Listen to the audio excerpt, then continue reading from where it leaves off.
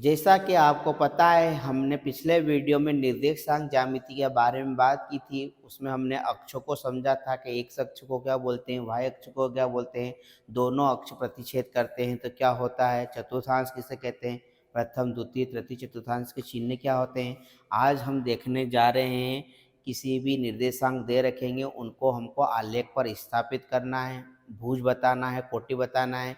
जो भी इस चैप्टर के महत्वपूर्ण क्वेश्चन है, जो भी पिछले बार के एग्जाम में आए हुए क्वेश्चन है, उन सबको हम इस वीडियो में देखने जा रहे हैं। यदि अभी तक आपने हमारे चैनल को सब्सक्राइब नहीं किया है तो ज़रूर कर लीजिए, क्योंकि हम इसी प्रकार के परीक्षा अध्ययन के सभी क्वेश्चन को सॉल्व कराएंगे कक्षा 9वीं के। मेरी इस बात की गारंटी है, यदि आप यह क्वेश्चन कर लेते हैं तो आपको एग्ज़ाम में अच्छे मार्क्स लाने से कोई नहीं रोक सकता। यह चैप्टर 8 नंबर का आएगा और बहुत सरल है, तो कृपया आप हमारे साथ बने रहें।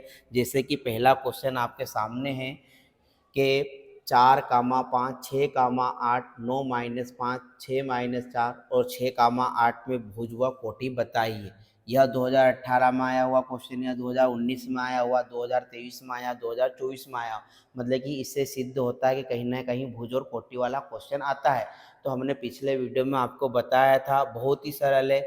जो जो आगे लिखे रहेंगे, ये वाले जो आगे लिखे रहेंगे वो एक्स अक्ष के कहलाएंगे, और एक्स अक्ष के नंबरों को हम क्या बोलते हैं, भुज बोलते हैं। पीछे वालों को हम क्या बोलेंगे, कोटि।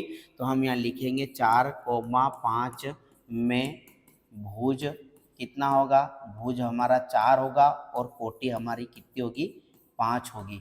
आगे वाला भुज, पीछे वाली क्या होगी, कोटि। ये पहले वाला क्वेश्चन।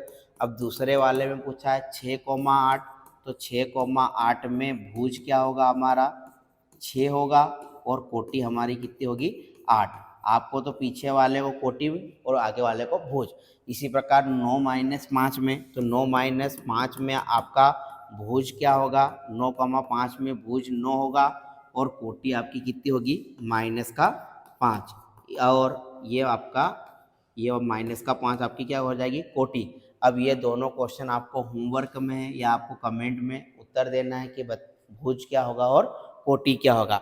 अब हम अगला क्वेश्चन ले रहे हैं। तो अगले क्वेश्चन में आपको दिख रहा होगा 2, 3, 5, -6, 4, -4, 5, -6, -2 बताइए किस चतुर्थांश में स्थित है तथा उन्हें आलेखित कीजिए। आपको बताना है कि किस चतुर्थांश में है तथा उसको ग्राफ पर अंकित करना है। तो पहले तो आपको चतुर्थांश के चिन्ह पता होंगे, तभी आप बता सकते हैं कि यह किस चतुर्थांश में स्थित है। तो यहाँ पर देखो 2, 3, ये 2, 3 लिखा, मतलब कि दोनों काय के हैं, प्लस के। तो दोनों प्लस प्लस के रहते हैं तो पहले चतुर्थांश में रहते हैं।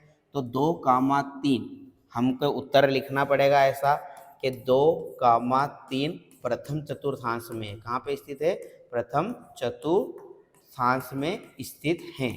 अब इसको हम ग्राफ में अंकित करेंगे। तो 2 एक्स का पहली वैल्यू एक्स की रहती है और दूसरी वैल्यू काय की रहती है, वाई की।